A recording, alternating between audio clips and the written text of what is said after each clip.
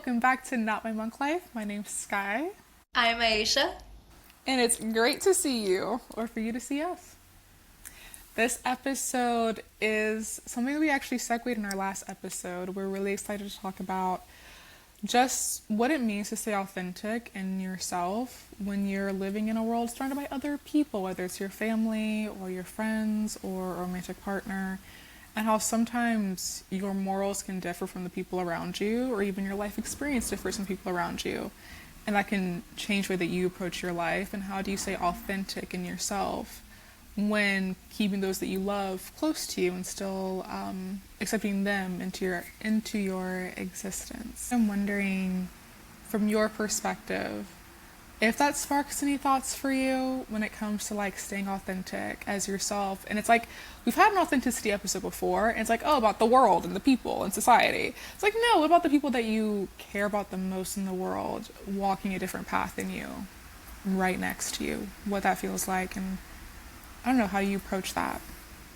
I am still actively, moment to moment, figuring that out. And I feel like my thoughts have changed a lot on this too. Whereas at one point, again, if I haven't said this enough, I am South Asian. So from having somewhat conservative values and upbringings and being not that, I feel like at one point in my life, there were things that I was just like, this is disrespectful to myself if I adhere to these values. So I can't talk to you guys. Bye. But the older I've gotten, aka the past couple of years, I feel like I've grown up and realized and could like ask myself, okay, are these relationships you still want in your life? And when it comes to my immediate family, it's like, yeah, I actually do want these in my life because they're not all bad just because there are a few areas where culturally speaking there's such a divide, and these things that you guys believe are kind of harmful. And I think that at certain points in life, I did do the thing that I knew to do and felt was best and just disconnected from it all.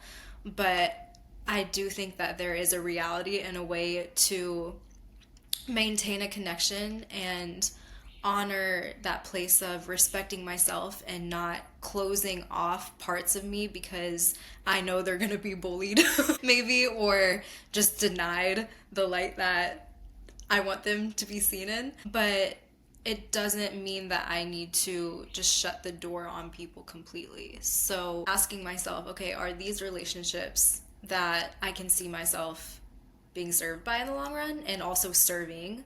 Because I know that I have certain values and ways of life that just might not resonate at all to some people, even if they are close to me, and it might just be a constant conflict. But I also know that there are spaces with certain people that we can communicate and agree to disagree, but it doesn't mean I'm not going to call out what feels morally questionable. And it doesn't mean that I'm going to shut someone down if their morals are different too. And that's a big thing for me also, is my perception of reality isn't wrong or right. I can realize times where I fought with perspectives, and now I have a completely different perspective and kind of see where they're coming from and have a more modest or conservative view on certain things, whereas before I took this very open route. So I guess to answer your question, the initial thoughts that come into my mind are, to what extent can I hold a space of flexibility, and what do I want from this relationship? What do I want myself to feel in a dynamic? And do I think that can be worked through, even if it's not in the exact way where ideally everybody would be on the same side? It's interesting speaking on family, because even you mentioning how you have a conservative family because you are South Asian, I I didn't realize. I think I have a relatively conservative family, and I didn't realize it. I really didn't. I just never did the math. I'm like, this is my world. This is my reality. And I never really compared or contrasted it to everything around me. I'm like, this is my world. So that's all that really matters. And it's interesting because it's one of those things where you kind of have to take the time to figure out. And I'm in that era of life right now of like deciphering what is something that I grew up learning as reality and I accept into my life and I identify with now, and what is it that I'm just like used to identifying with in a sense to appease the world around me, whether that's my family or what. And doing that, like deciphering, is so interesting, and realizing how much the people around you, whether it is like family or friends, affect the way that you see the world. And being like, when you are someone who is like, whether you're an empath or just a little self sacrificing, you get very used to living a life that works for everyone around you as much as possible, and not prioritizing figuring out what it is that you want and need for yourself. And that's such an odd moment to be in, because you really don't realize that you're not doing it. You're like, no, I'm like, this is what I want. Like, is it what you want? I'm like, yeah, it's what I want. Is it what you want? I don't know. And it's so strange. And I think I'm in that space right now for like a number of things, of being like, what was I just raised with? What did I just see? Like, no one told me this, but what did I just see? What maybe was I told? And what do I actually feel in my heart? And what do I actually want for myself? Because I'm chasing, or I'm welcoming in my joy. And that's not going to look like what other people did, especially when they didn't find joy in it themselves. And some people think that they're finding joy in certain things because there is a joy out of following what other people say. Like some people hold more weight and it's more comfortable. Maybe joy isn't the right term, but there's not really this need to find comfort in doing what they want to do, because what comfort is no, I respect my family and my family says this is the right way to behave and the right path to go on, and I'm just going to follow that because my heart lies with that, and respecting what other people say. And there's nothing wrong with that. Well, sometimes there's a lot wrong with that. Like when it comes to the conversation of racism. Like a lot of things are actually wrong with that. But if it's just, okay, my family really wants me to be a doctor, my passion is art, but I would be happier being on a page where everything feels good between us. And now that's for you to sit with, if that is true happiness and if that's the kind of happiness you want for yourself, because that might just be that mental place of comfort. But it's also not wrong to sit with, okay, where are their voices coming from? Because chances are their voice isn't actually their voice, because if it's things that block basic expression and block basic freedom within yourself, and it's not really harming anyone, then chances are their voice is coming from other people's voices. And you're like, okay, who's saying this? And it's okay to question that. And it's equally okay for you to not know which voice to follow immediately. And that, I think, is something that I really sat with. When I actually moved to New York, I feel like I've always ended up choosing a path that's best for me. And we talked about this a little bit, but in our last episode. But as much as I've always done that throughout my life, where it's like, no, I'm going to do this, or like, no, I'm going to take a gap year, like before I even moved here, and all these different things that quote unquote go against the grain. As much as I was making these decisions, I wasn't fully living in them because there was this constant sense of guilt. So it was, I am listening to my voice and making those steps, but I'm still being held back by other people's voices. And there's a part of me that was a little frustrated with that at some points, because it's like, okay, you already made the step, now just sit with that, sit with your decision, accept that, and do what you want to do, rather than, I'm in this decision and every single day I still question if this is okay. Holding that grace with, it's hard to let go of what you've always known to be the way you go about things. And it's okay to take the steps and then be unsure of if this is the right voice to listen to, and learn how to approach that, because you're breaking a whole entire system of belief and morals. And listening to yourself and having that freedom and really owning and embodying and embracing who you are and what you want isn't traditional. Like, it's not what you've been taught and told. So it's okay to be a little conflicted and take that action and still not know how to go along with that and still have questioning thoughts. I need a second to jump back into what we were talking about, because you were like inspiring me while you were speaking. And I was like, you're like, what do I want to do? What do I want? Do I want to buy a house? Where do I want to move? I kid you not. I had to like lasso myself back at the very end. I'm out here like, I'm here, I'm present. That's so funny. I really forgot what we were talking about because I second. Why did I even bring that up? It was to I think I inspire was talking to me. myself. You put a fire under my butt to figure out what it is that I want, regardless of society and everything else. I think I just gave myself an entire pep talk. So I'm glad that you took some time to reflect. I really did. Like, I just wanted. I was just out here, like, yeah, me too. Well, it is like, that's a big part of it too, of like what you were saying of leaning into what, giving yourself a pep talk, leaning into what drives like you and brings passion into your life. And being able to face those choices and those moments in your life and not be burdened by how this affects everyone else or like how this affects everyone's perception of you, of like, oh, now I'm like expressing as like a very different person.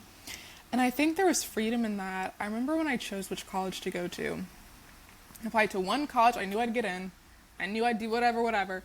I applied to the one, and I went there because I got a scholarship because it was in Georgia, but I knew no one from my high school was going there because they were afraid of downtown Atlanta. Like, they were not built for it. The suburbs. The suburbs. They were not built for downtown. So I went to downtown Atlanta. I went to Georgia State, not Georgia Tech. So Georgia Tech isn't really downtown. Georgia Tech is a bubble. Shout out Georgia Tech. My sister went there. I went to Georgia State. Everyone else went to UGA for the most part, and schools like that. And so no one from my school went there. No one that I knew. Maybe 4 people from my graduating class of 800. So that tells you what, that tells you what's going on. But I went there and I was like, I just really love the opportunity to be who I was most authentically in this moment without any of the responsibility of living up to the expectations of my friends who've known me since I was like a wee baby teen, a preteen at that. And not that anyone would be like trying to hold something over me, but I have this own internal thing where I'm like, they're expecting me to be like this and be like that and be like this and communicate this way. So I have to live in someone's expectation. And even now, I love meeting someone at the newest stages of my life and being my most authentic self today with them. And that can literally be all you need to be more authentic with yourself, with everybody else as well. Having someone who pulls that out of you. And so it's interesting when it comes to like change and like, I feel like initially my thought was like when it comes to change and leaning into not holding yourself to the expectations of others who are in your life, but also what does that look like when you do have someone on your team when you are going through change, or maybe someone on the other side waiting for you to welcome you over to where you're going. And that can be so encouraging and helpful, to have someone who does align with who you are today versus like what that looks like when you're transitioning through, like whether it's your morals or whatnot, what feels authentic to you. Like, it's not that you're losing people, but it is that you're moving on, and people might just like be watching from a distance now and waving like, oh my gosh, look at them go, bye. Some people might go with you, some people might be on a train that's parallel to you going at a similar pace, and someone might already be there. And so maybe in a sense, the way that I'm seeing is that you're not exactly losing anyone. You're just transitioning who's present. And honestly, that crowd of beings, that support system might look so much larger on the other side. Because it's also just going to be more authentic. When you were talking, I was just thinking about how, when navigating relationships with people like family or close people that you don't want to just lose necessarily, one thing, let me tell y'all, that doesn't work is to be on a different page and then defend that page and bash another page. So if you guys have two contrasting viewpoints, if you're like, no, my way's right, your way's wrong, LOL, sucks to be you, this is the best way to go about life, then that is not going to bring the connection closer together, obviously. So having grace and compassion for the fact that if you're doing something that is not the norm and rebelling, quote unquote, against that, then you have every right to, one, feel your feelings. And there is sometimes like this anger and this frustration when you start to realize, hold up, I'm holding myself back from saying this or wearing this or doing this because of why. And that's normal, but also having grace and compassion for the fact that this might be so new to other people. How you might be expressing yourself is so foreign. And especially if you are used to being the empathic one, the one that feels everything so you don't really speak up and do what you want to do.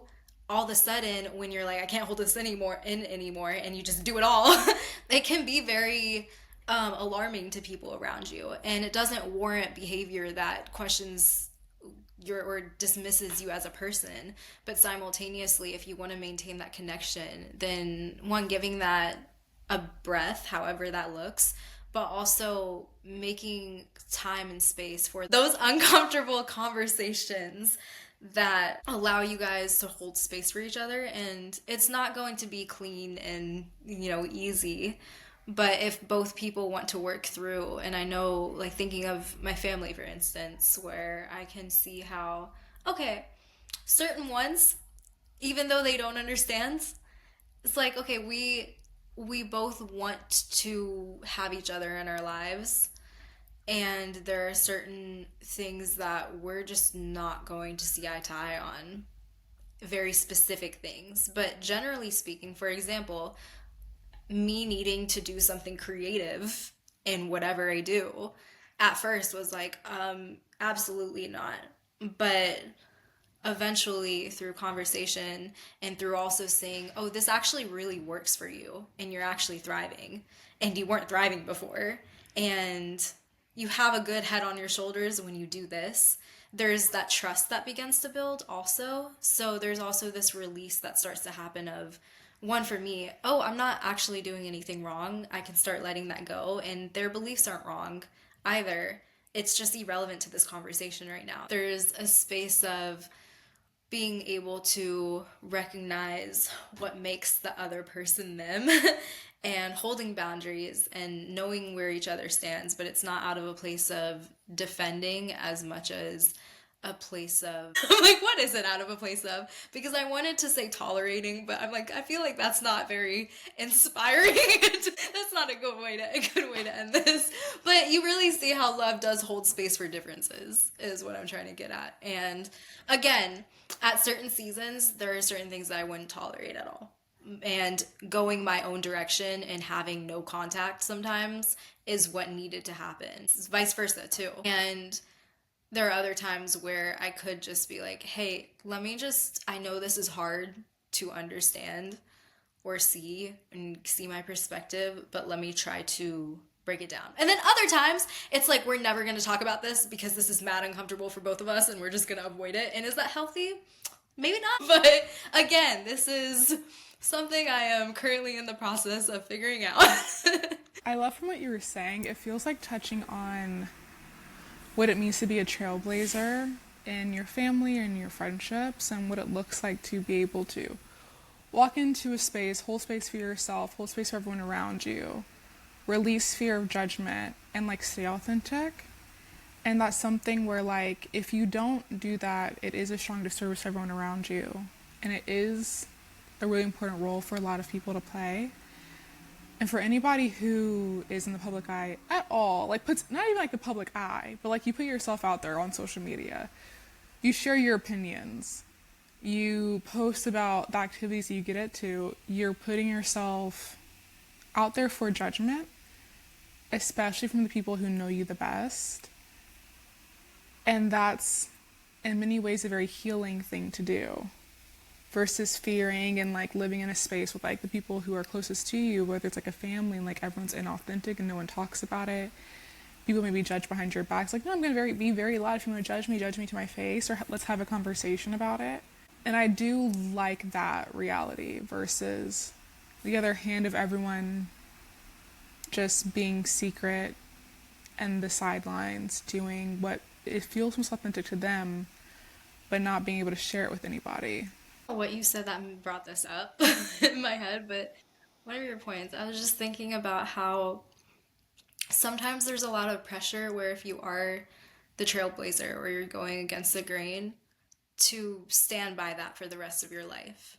And That can be a lot because of many reasons. But when you're going through life, you're changing. And so if I want to be an actor one day, pour everything into that, now I feel like I have to do that for the rest of my life because that really did the most in my dynamics. I think about that for multiple things because it's hard to do something like that and then not sell yourself to that path for the rest of your life. And so also releasing that sense of needing your identity to be about going against the grain. I think sometimes I see that happening of like, I'm the one in the family that needs to break these ancestral cycles or like these generational, I'm like the generational curse breaker or like belief breaker or whatever it is, the terms I'm forgetting. But the one who breaks all these cycles, you don't have to associate your entire identity with that or feel the pressure of because you're doing things differently or because you talk about this taboo topic or wear this revealing thing once.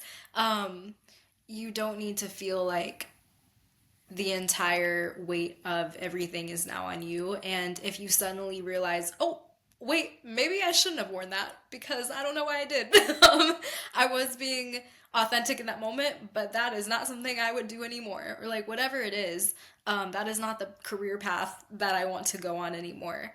That's your journey. And sometimes it feels like all of our journeys are intertwined, especially when you belong to a culture and you belong to a common group of belief systems.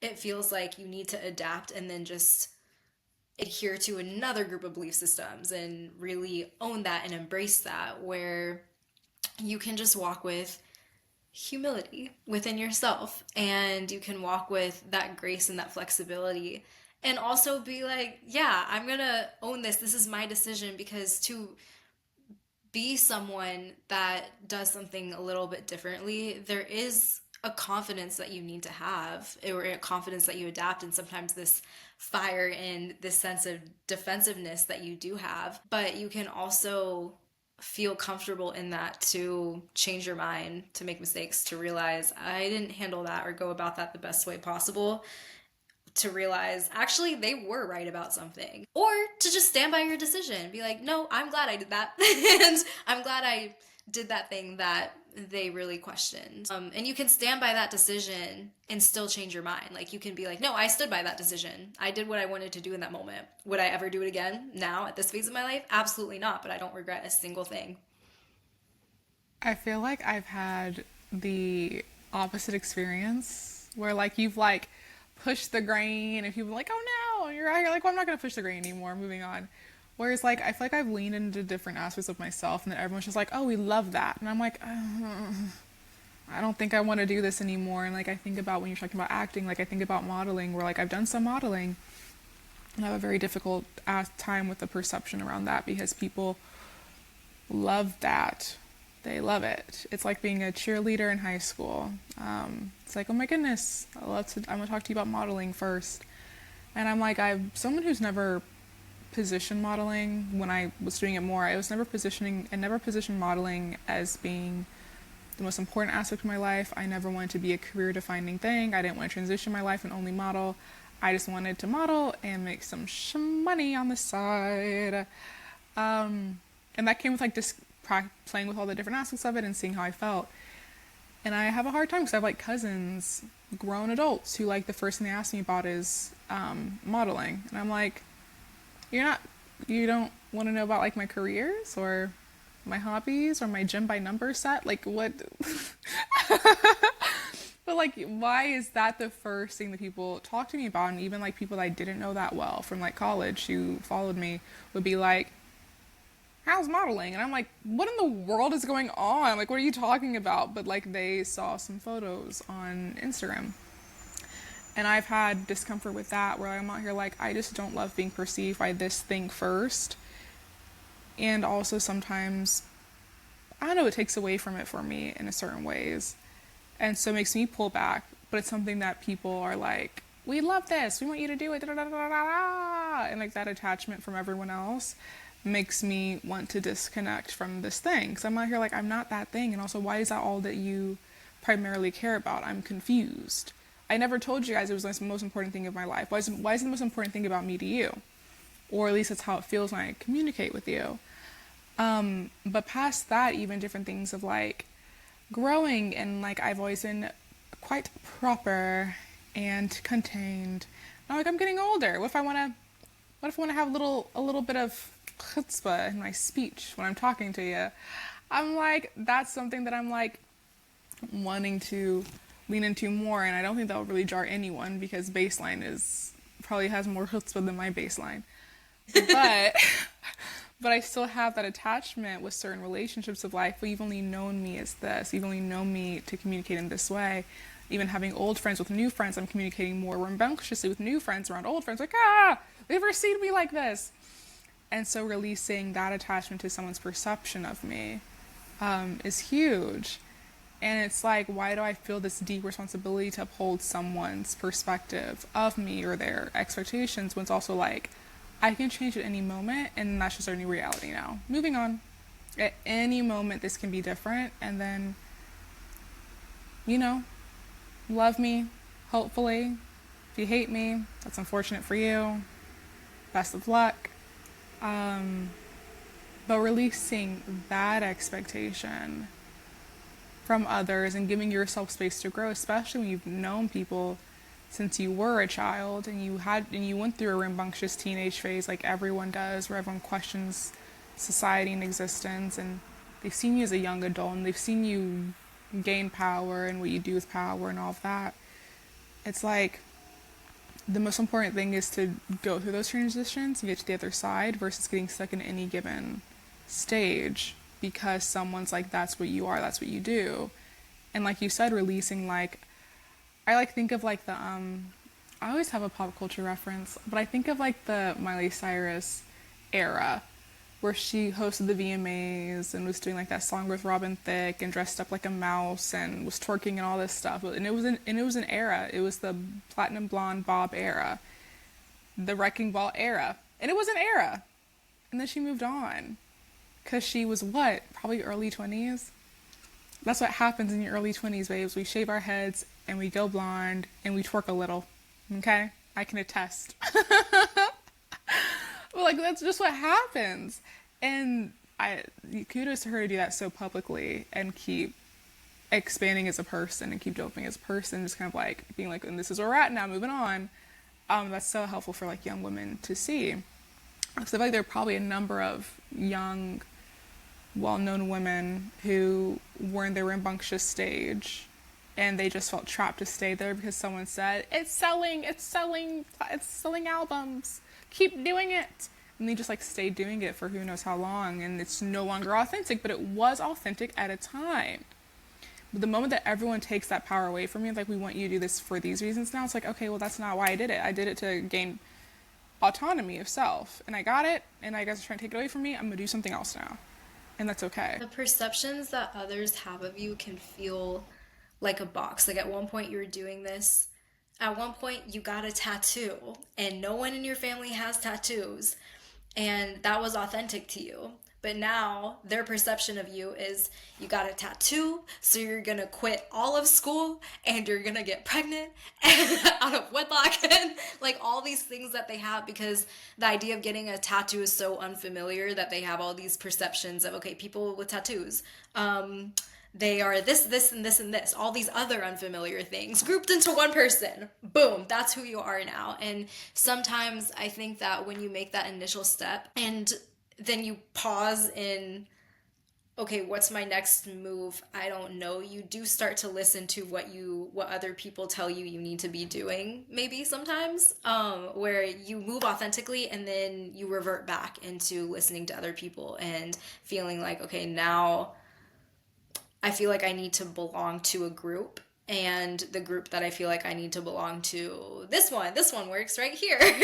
And that's what so much of your younger years is finding yourself and finding different groups and seeing like what works and what doesn't. But at a certain point, there's that recognition of, okay, certain elements of all these few groups are what resonate the most. I'm gonna make my own group. And now I only have two friends. That's fine because these are the people who really resonate. But it can be difficult to deal with the fact that when you're doing something that is unfamiliar, people start to build an entire new perception around you where it's like, no, I'm the same person, I just got a tattoo. I'm the same person. I just started deciding that I liked acting. It's not because now I just want to be a part of this industry. And like even along the lines when you're talking about modeling, I can definitely relate to that sense of, oh, you just gave up on acting? Or you that sense of like that's the first conversation and first comment and because I'm not doing it in the traditional way, it's, oh, you gave up on your dream of acting. It's like, no, that's actually in everything I do. I'm approaching it very differently because I don't want to fall into that normal industry space or that normal acting approach because that I realized was so weird and it wasn't in my character and it's not me and my goal isn't to be an actor and be the lead in all these movies in the current system and the way it works. And how can I stay genuine to myself is by approaching what I think the core of this is, what the core of acting is, in this sense of finding a connection with myself that involves all these different aspects of humanity and working and utilizing my entire body. So, yeah, if I take a dance class, that's still helping me. My intention is still to understand my body in a way that's going to help me in this approach to acting. Like, whatever it is, letting yourself really come back to why am I doing what I'm doing is really important. And that also helps you navigate and find the difference between your voice and what you think your voice should be saying is the next step. I want to be an actor, so I need to do all these things. No, no, no, that's what other people are saying again. So go back to yourself. I want to be an actor. Okay, what does acting mean? Let's start there. What does it mean to act for myself, and how can I define that for myself? I was like, it made me so proud to hear you. I don't know, just everything you said about even having that passionate connection to acting in your heart and being like, I'm not gonna sacrifice myself to have a label. I'm going to be an actor. Truly, deeply, the deepest meaning of what that is, and where I'm gonna shape a reality where that's something that like is part of my life. It might not be perceived as that to you, but in my life, I'm gonna make it make the most authentic sense and not sacrifice my well-being for everyone else to be like, oh, you did it. Because I'm not going to suffer behind closed doors for accolades. And I thought that was so, so beautiful. And I love that so much. So much. But speaking on holding the authenticity, I feel like we touched on career and family. How do you feel like it looks different staying authentic to you when you've like intertwined your life with another person? I feel like that reflection never stopped. Like that has been the question because okay, going back to what you were saying about how you were around people sometimes that bring out different sides of yourself. I am someone who just loves doing everything. Like, I will find joy in doing everything. um, or find some sort of connection. Yeah, I'm sorry, I paused because I just heard the haters being like, everything? Like working in a factory farm? No, not everything. Not the Karen haters. Oh, get out of here. You're not welcome here. I will block you. um, Skye will block you, I just will for the block record. you. She'll block you and I will block you. I will not even know if your comment's a hate comment. And I'm like, I can't tell. That's been And the I'll issue block we've you. been facing a couple of times. We're like, is this person agreeing and relating, or is this person telling us we should get off the internet forever? I don't know I which. cannot tell. And I will block you. And if I've blocked you on TikTok and you actually like us, feel free to find us on Instagram and I will unblock you. I'm just being protective of our space. And I hope you Yeah. understand that. Okay, there are some people who bring out sides that I've really repressed. So for things like, I'm trying not to make this too personal. Ever since I was a little tiny child, I've had certain dreams and goals. Um, no, but oh no, this is a good one because this applies to everyone. I don't have a type, but everyone I date tends to be a musician. And so I am terrified of using my voice. Like, still, I say am because it's still very present. And yeah, I feel very scared to put my literal and metaphorical voice when it's in the space of music and musicality out there. That's why y'all hear my sad little piano songs and that's it. I'm like, this is a piano demo. There are 80 other instruments, maybe sometimes. There are vocals, there are lyrics, there's more than just a piano part. But I'm still trying to get comfortable with all the other pieces. But one thing that I've been very fortunate to have is that constant, like the universe just constantly putting that in my face where they're like, this, oh, by the way, he's also a musician and really good. And there's that fight within myself where one, I feel frustrated or I felt frustrated in all my dynamics because I'm like, that's what I want to be like. So there's this competitive urge that starts to form. And in order to maybe navigate that, in order to find peace with that, I just start taking on music the way they take on music as a part of my identity rather than, okay, what is your expression with this? Ayesha, are you truly a rapper? Is that what you want to be? Are you trying to talk about gangs in your music? Is that what resonates with you? No, okay, then that's fine. You don't need to do it in the same way they're doing it. So take what inspires you and allow yourself to explore that part of your identity, but don't intertwine your identity. Yes, there's something you have in common, and you guys really feel this at a soul level. Like, you guys understand music in very, very similar ways, but you are not the same person. And you can approach things differently and be really, and you can have so much admiration for the way they approach lyricism, the way they write, the way they go about music, and the way that you want to, or the way that you're like, that really inspires me, but that is not me. That is not my expression. But you don't need to be that person. I'm trying to think of like the whole idea of intertwining your identity because to some extent there is that shared, if you're really close to someone, if you're in an intimate relationship, chances are you have a lot in common and you are very similar as people in some ways. But I think for me, just remembering and going back to that constant reminder of, okay, but I'm a very different person because I'm my own person. And finding inspiration from the other person to bring out those parts of you is, I think, the key. It's not about becoming who they are, but rather what parts of them that really speak to you are bringing out different sides of you and bringing out true aspects of you. And it can be that place of feel like I can explore my voice through how you explore your voice, because there is like a level of mimicry because we are human beings. So I keep using art because I just think that speaks and that's a good metaphor for everything. But when you're trying to like find your voice with singing, you do have to mimic to some extent. It doesn't mean you're going to sound exactly like that person because your voice is inherently different. But to learn your voice and to learn different aspects of it, it does require mimicry. But what extent does mimicking become, I am trying to become this person and have their entire their voice, their expression, who they are as a person? I feel like you know. I feel like you know when that line is happening, and I wish I had a more this is how you know, but you know when it's you and you know when it's not.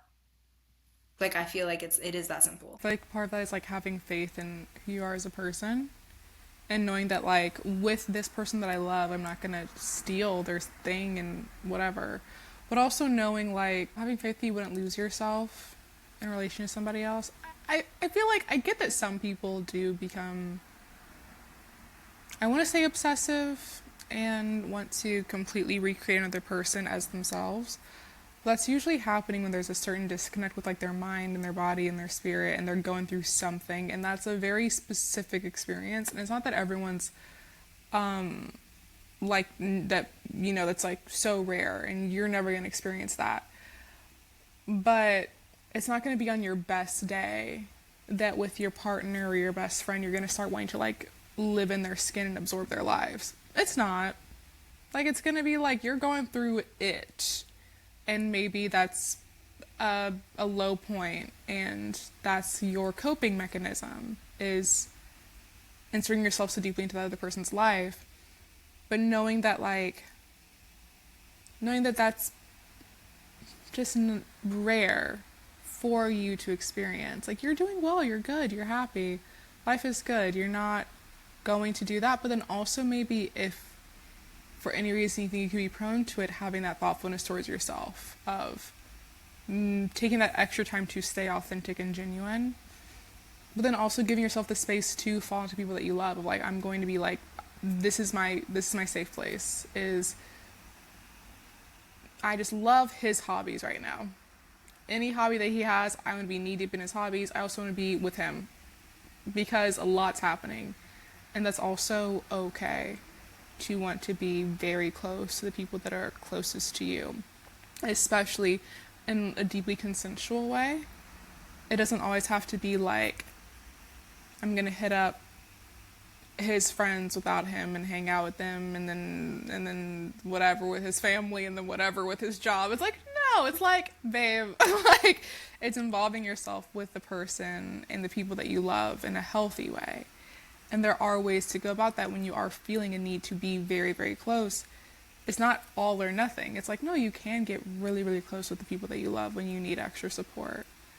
But when you were talking, it reminded me, even talking about like, oh, having a boyfriend who's talented, it reminds me, it at least sparked a thought for me about just like, for me and knowing you, because you're so, one, talented, two, skillful, three, you do such an incredible job of keeping creativity and creative expression, artwork at the forefront of your life, whether you feel it a lot every day yourself, you are doing it. And I definitely perceive it, but past perceiving is something that you do very, very, very well.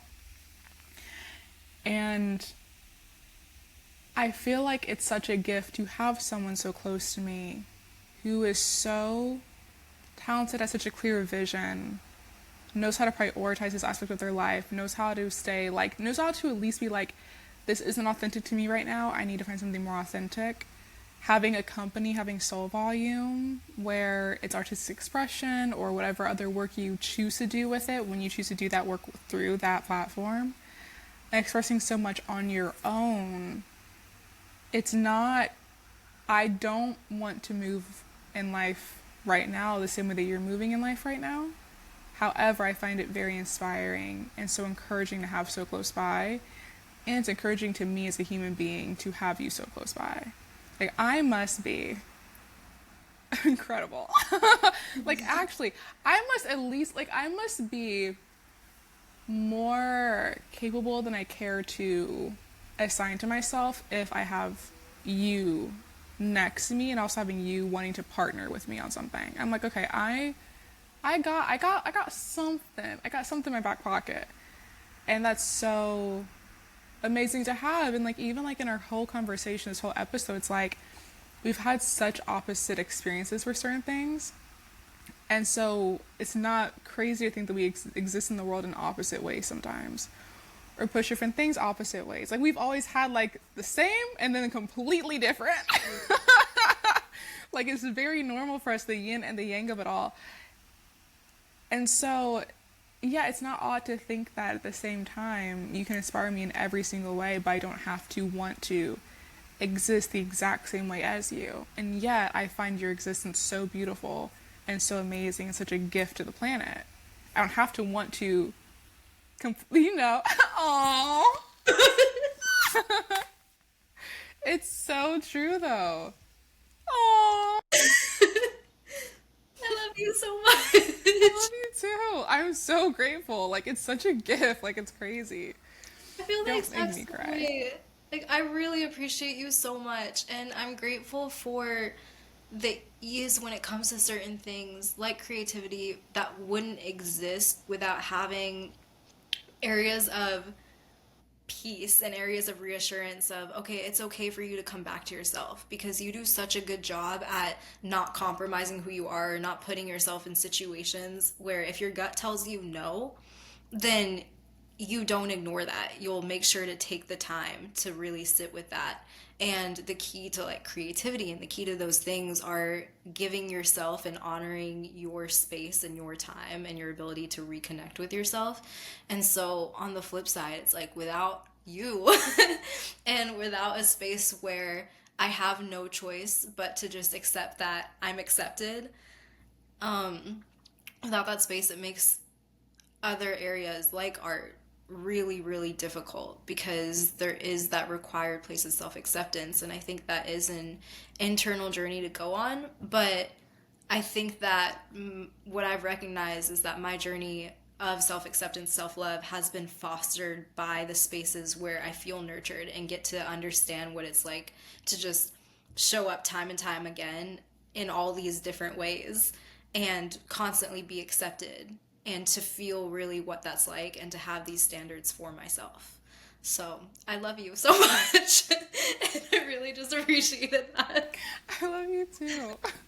It's funny because it's that same thing of like, I don't know, I was expecting this conversation to be all about how to handle judgment or fear of avoiding judgment, but it's like the conversation has led me back to, well, who in your life encourages you with who you are in every given moment and leaning into that. And I feel like that's like the overall message and lesson that I'm taking away from this conversation is like, it's really when it comes to who you are, your morals, your choices, and how it relates to your family and your friends, people around you, and the strangers in the cut.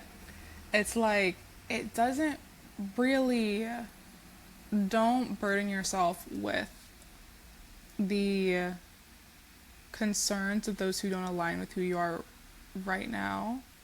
And lean into the people who either lean into the people, one, who are in a similar journey space as you, but more importantly, lean into the people who accept you no matter what, even if they have different views or if they have a different path. Those who like love you and trust you and encourage you and see your self-actualization and your strength, because that's all you really need to go on your own little journey. If it is to be here, to be there, and then come back, the people who love you and sit with you and are like, well, I hope they come back.